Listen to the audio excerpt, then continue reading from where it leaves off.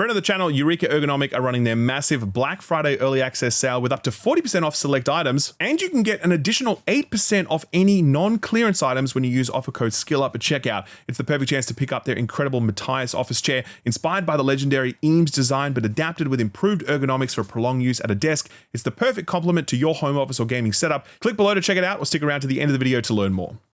The Outer Worlds 1 is a rather unique game in how it's remembered and talked about today. At its release, The Outer Worlds was lauded as a great triumph for Obsidian, a clever, well-written cinematic RPG that was by no means perfect, but hit the mark in a number of key areas, and given that it had been a really long time since we played a game like this, people were thankful that Obsidian had made one for us. Over time though, that reception changed a lot, and it came to be that you could scarcely find a kind word for the game whenever it was brought up in online discussions.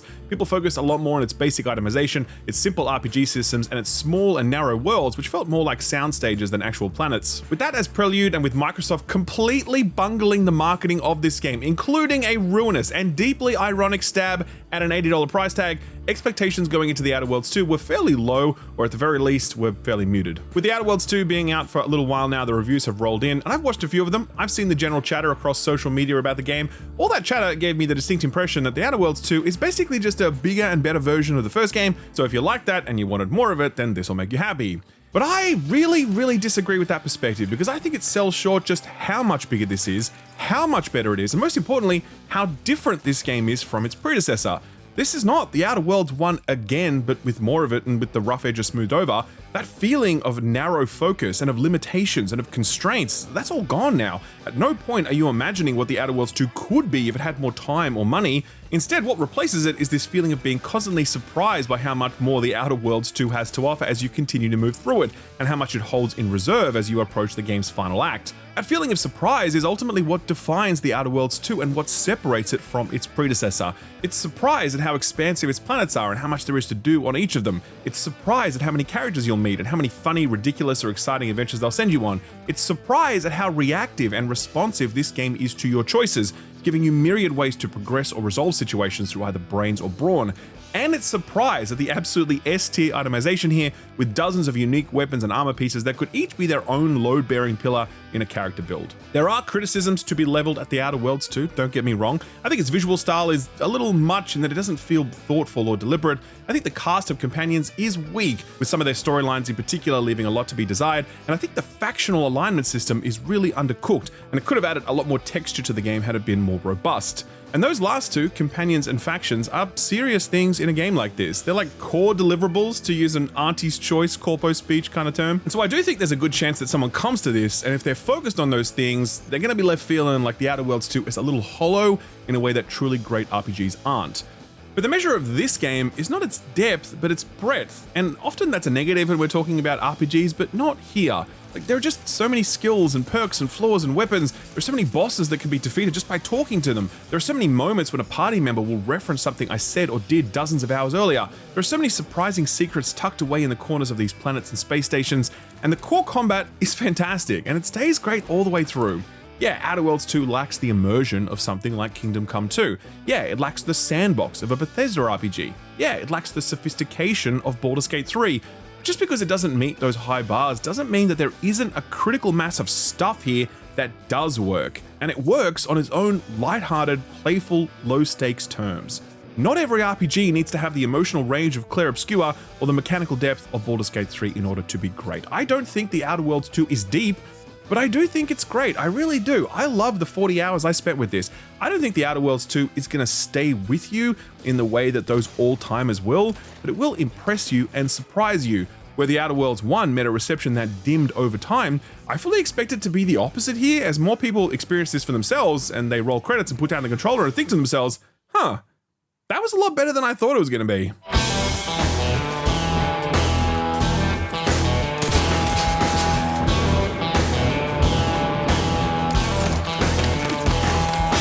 We'll do bugs, technical performance, and visuals first, since I know there's been some chatter about that, given that this is an Unreal Engine 5 game, and that's increasingly becoming a red flag for people. I played this on a high-end PC at 4K, high settings, ray tracing off, DLSS set to performance, and honestly, it ran like a dream. Not flawless in the sense that I could notice some frame drops from time to time, and I did have to restart the game once because there was like a memory leak or something, but I had 0 crashes and most importantly, no Unreal Engine stuttering.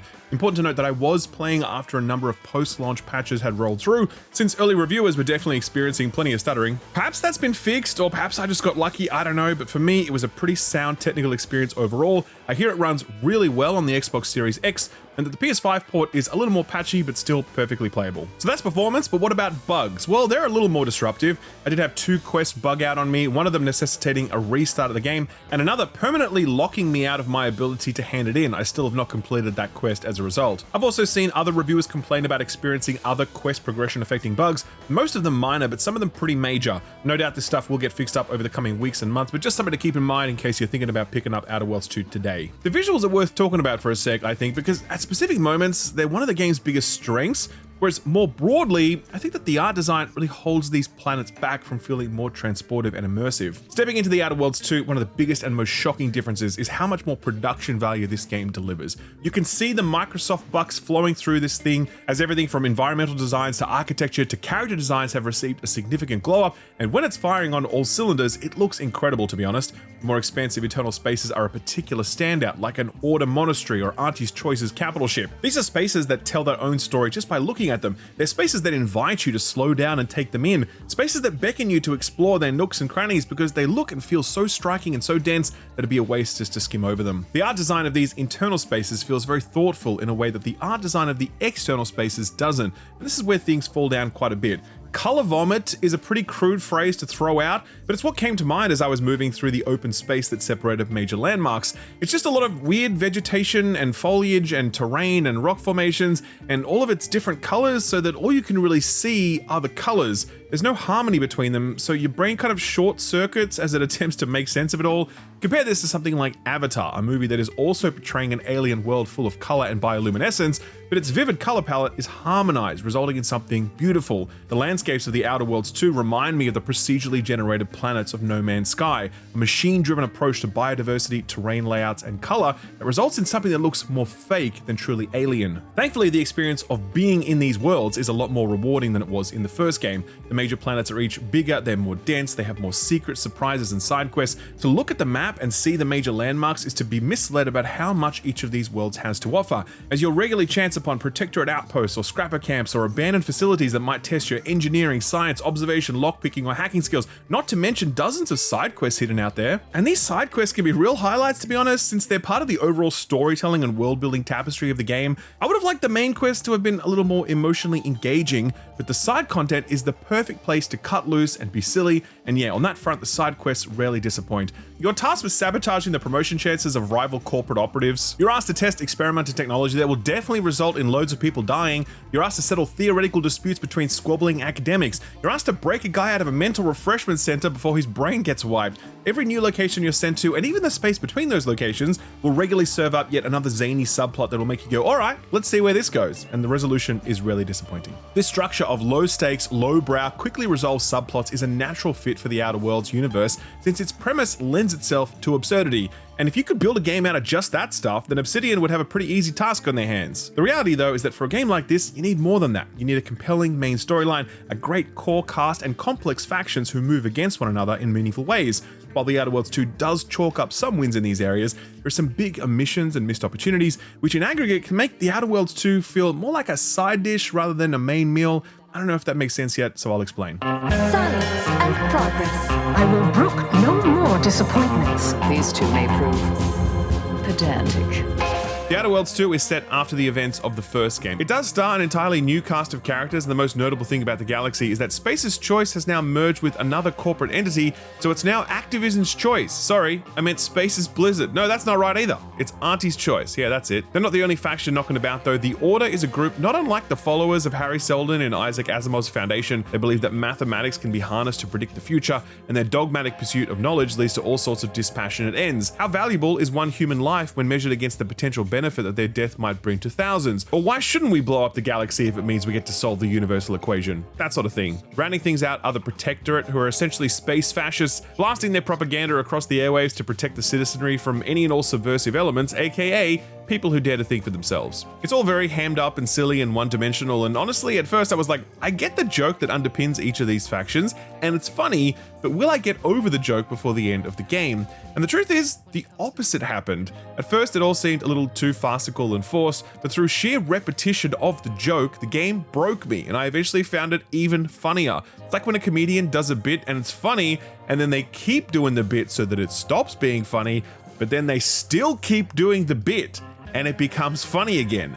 That is basically this entire game's comedic bit, and it's very much exemplified by these factions. In Auntie's choice, high finance is life and death, friend. So how do you fit into all of this? Well, you don't really. You're from a separate outside group called the Earth Directorate, and you've been dispatched to check on the emergence of dangerous rift anomalies, which if left unchecked could threaten the entire galaxy. This gives you free reign to create your character and begin aligning with whichever faction you choose without any baggage. So it's kind of a bummer then that there's only two factions to choose from, the Order or Auntie's Choice. You can't align with the ambitions of the Protectorate, which is a big disappointment since they're really evil and funny in their own way, and it would have been great to surrender to their big brainwashing machine and become a propaganda mouthpiece while you subjugate settlements and rival factions. Alas, that option is not available to you. It ties into a bigger point about the reactivity of this world to your factional alignment choices and how meaningful those factions themselves really are. For the first half of the game, you don't really need to worry too much about this factional system unless you're doing something really egregious like murdering their soldiers. You're not going to be able to do much to either upset them or curry their favor. It creates a feeling that you're kind of moving through the cracks of this universe rather than actively realigning it through your actions and decisions,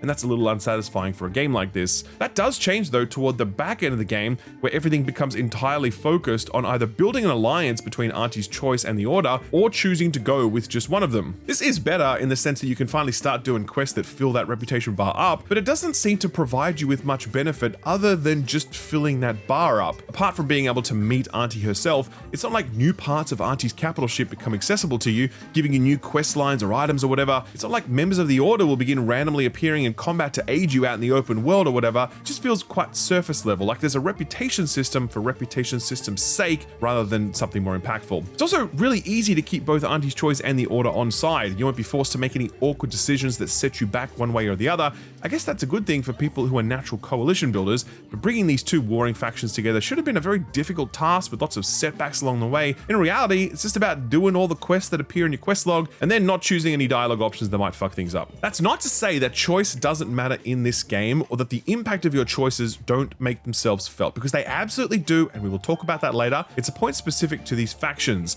if their impact on specific planets was more fleshed out. And if you had to make some tough decisions about who to work with and if the rewards or punishments for being on their good or bad side were more meaningful, the Outer Worlds 2 might have been able to escape that video game fast food label that often gets applied to it. Unfortunately, the companion characters are another core part of the game that falls short of expectations. For this type of cinematic RPG, memorable companions who you feel that ride or die connection to are vital. That's one of the biggest reasons we talk about Mass Effect and Baldur's Gate 3 and Dragon Age Origins the way that we do, and it's one of the reasons we don't much talk about Mass Effect Andromeda or Dragon Age Inquisition or Avowed. I will never forget how much I hated Marius, the single worst companion character in the history of companion characters, but I digress. Thankfully, there is no companion in the Outer Worlds 2 that is as much of a wet blanket as that dude was, but similarly, no one rises to the level of a Garrus Vicarian or a Morrigan or a Shadowheart, but then again, who could? My queen. There's no shortage of work that's been put into these companion characters in the sense that each have plenty to say both on board the ship and during quests. They remember things you said to them and they will throw them back in your face when you least expect it. They interject regularly during conversations with other NPCs, and they're not at all shy about making their feelings known. They have elaborate quest lines, some of which are kind of boring, but some of which are great. Honestly, it's a really strong template for what companion relationships and functionality should look like in a game like this. Not as robust as something like Baldur's Gate 3, but I'd say it's on the same level as something like Mass Effect, absolutely. The problem is just that missing X factor, that secret sauce that makes you truly fall in love with these companions, such that you become personally invested in their victories and defeats, such that you want to do their quest lines, not only so you can unlock their upgrades, but so that you can see their stories unfold and conclude. For all the great strides that the companion system makes here, it's never able to clear this bar. Also of note is the fact that you can't romance any of these party members, and unpacking that element of companion game design is a whole video unto itself, so I'll just say this. A romance system would have been good, sure, but I can't see how it would have worked because the writing can't get me to the point where I truly care about these people as companions, so I think it would have really struggled to get me to the point where a romance with one of them would have felt anything other than ham-fisted. With some better writing behind these characters, a romance system would have felt essential, but written as they are, the absence of a romance system kind of feels like a bit of a bullet dodged. So admittedly, underbaked factions and companions are a pretty big miss for a game like this, no arguments there. And as a result, I do suspect that more than a few people will end up wanting to love The Outer Worlds 2 more than they actually do. Those things can be deal breakers for sure. And while it's fair to judge a cinematic RPG on those things, I'd argue this game has more to offer than just those things. The measure of The Outer Worlds 2 is not how good its companions and factions are, but how flexible its combat sandbox is, how expansive and novel its character building is, how reactive the world design is to those character building choices, and how strong the itemization is. In these areas, The Outer Worlds 2 really distinguishes itself, and it's this stuff that made me really love this game despite the fact that it had those other shortcomings.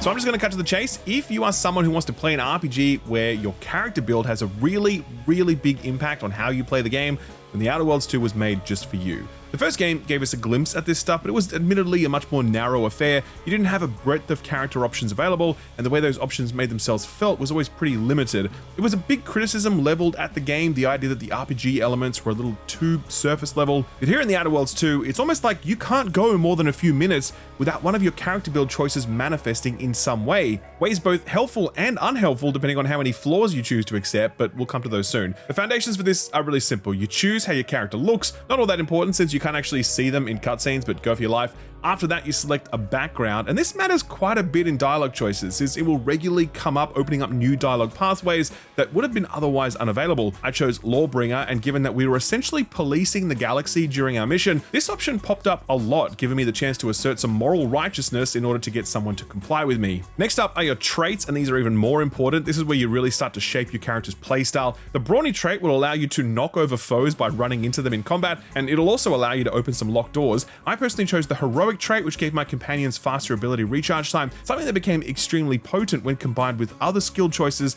weapons, and armor that all did the same thing. By the way, you can also select negative traits at this point, which is the start of another important through line here. The idea that you should be able to create a character who kind of sucks at one or more things, and while that might make your playthrough harder, it also makes it way more fun and interesting. Here, the negative traits include things like Abrasive, which caps your reputation gains with various factions, or Sickly, which gives you less max health. Skills are the final step in character creation. There are 12 of them, and they're everything from guns to melee to hacking to sneaking to science and beyond. Some of them are more useful than others, sure, but they all have multiple uses. I specialized in guns, and obviously that gave me more damage, but it also let me talk about guns with other gun enthusiasts, and that helped me progress some NPC dialogue at times. It also helped me assemble guns that I found laying around on workbenches. And that's just the gun skill, where other traits like science or hacking offer a lot more versatility in their utility. So that's just the character creation, but the fun does not stop there. As you level up, you'll unlock perks that are tied to your skills. So because I had enough points in leadership, for example, I got a perk that gave my teammates a damage boost when I revived one of them in combat, or another perk that drastically increased my reputation gains at the cost of some companion ability recharge time. By the end of my playthrough, I had 15 of these perks, but there were also other secret perks that you could unlock by doing completely optional side content. Some of it involves vast quest lines,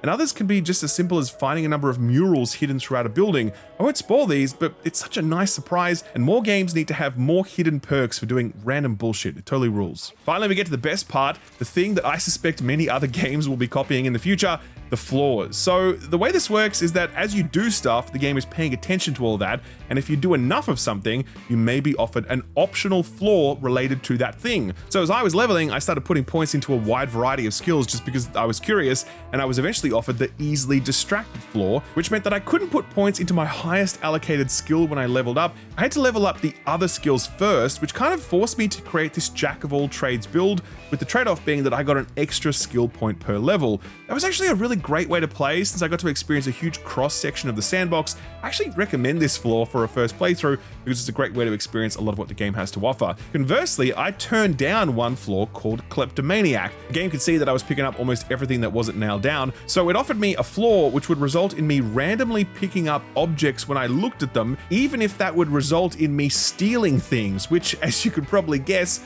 would be very awkward if you were trying to build positive reputation with a faction. But I accepted most of the flaws offered to to me, such that by the end of the game, I had 9 active, including stuff like Hermit, which increased vendor prices by 50%, but gave me a chance at more crafting materials when I broke things down, Over Prepared, which increased my mag size, but gave me a massive damage debuff if I ever emptied a magazine, and Bad Knees, which increased my movement speed while crouching, but it also made a loud sound whenever I crouched, alerting nearby guards.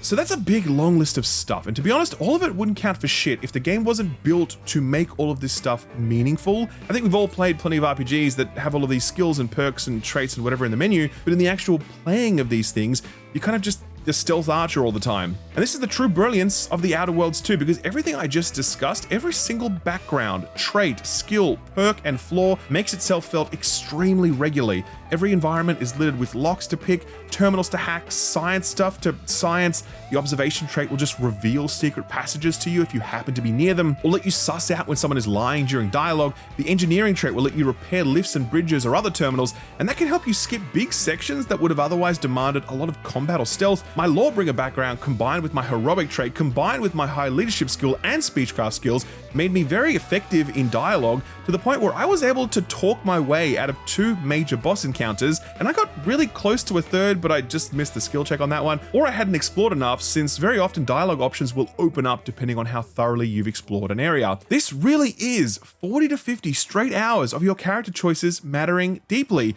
whether it's in exploration or dialogue or combat. You are constantly reminded of the character build choices you've made, because they let you do things that you couldn't have done had you not made those same choices, or you're seeing something that you can't do and you're thinking to yourself, hey, maybe I'll try that in a second playthrough.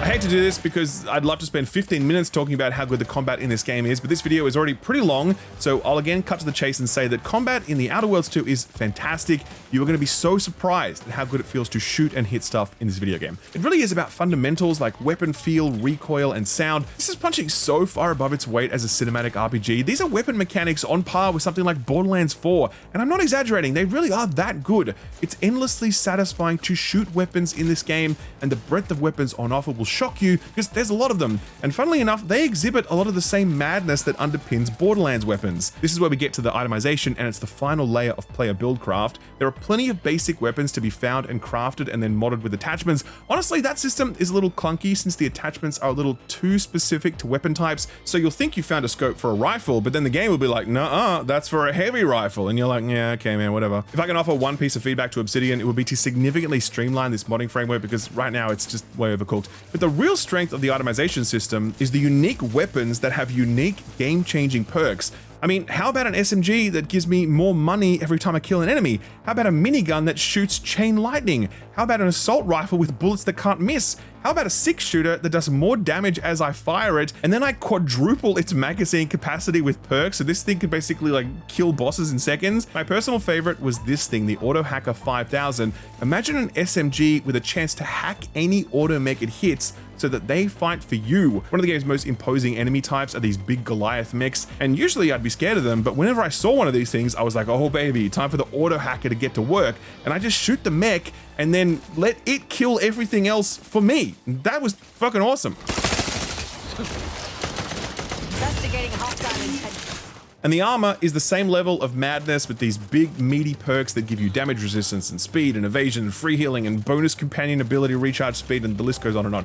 Such a fantastic and rewarding gear framework that allows you to build a combat style unique to you and to also creatively solve the combat puzzle. It's just fantastic, and it's made all the better by these sound weapon fundamentals, a ton of enemy variety, and some great scenario design, since some of the compounds you're forced to infiltrate can put up quite a challenge, at least in the early game.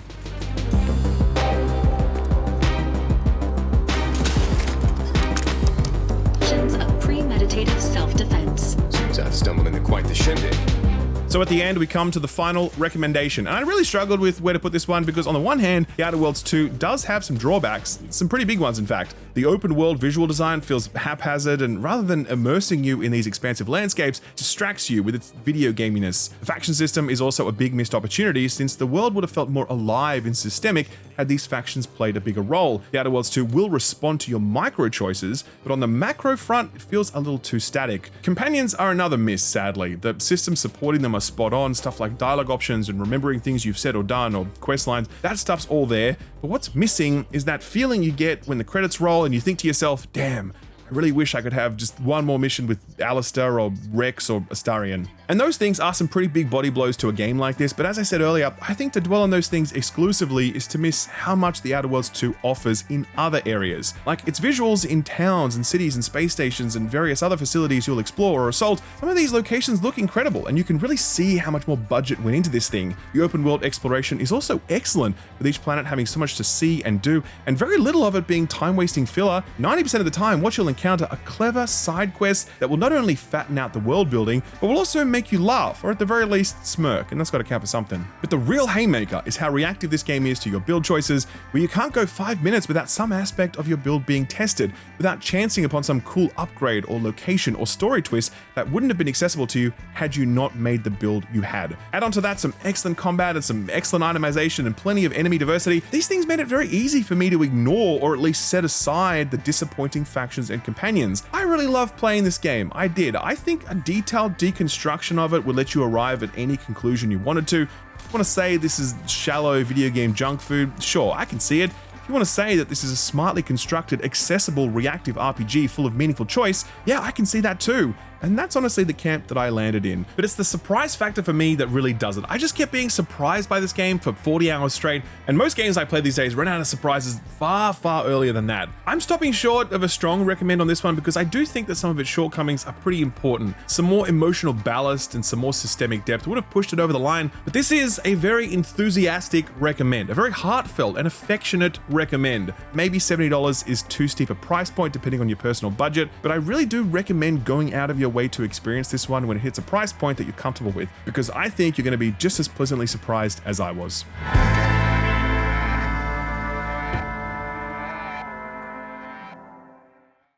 This video is brought to you by Eureka Ergonomic, who right now are doing an early access Black Friday sale that'll net you up to 40% off select items with an additional 8% off all non-clearance items when you use offer code SKILLUP at checkout. It's the perfect time to grab one of their award-winning standing desks, which I've been using for a long time now and absolutely love. It's an even better time to pick up their all-new Matthias office chair. If the design looks a little familiar, then that's no accident. It is inspired by the legendary Eames lounge chair, first introduced back in 1956. The design stood the test of time because of its comfort and elegance, and now Eureka Ergonomic bring their expertise to bear by adapting the design to a home office setting. Changes to the overall alignment and backrest make the Matthias a sort of chair that can be used all day long while sitting at a desk, with adjustable height and tilt settings to ensure maximum comfort. Aesthetically, the Matthias retains that classic elegance, and premium build quality and materials ensure that it'll stand the test of time. Made with real top grain leather and with a sculpted walnut veneer, this is a chair that becomes a statement piece in whatever room it's in. I've long ago sworn off the classic gamer chairs, terrible ergonomics, and I just don't like the look of them anymore, but I absolutely love my Matthias.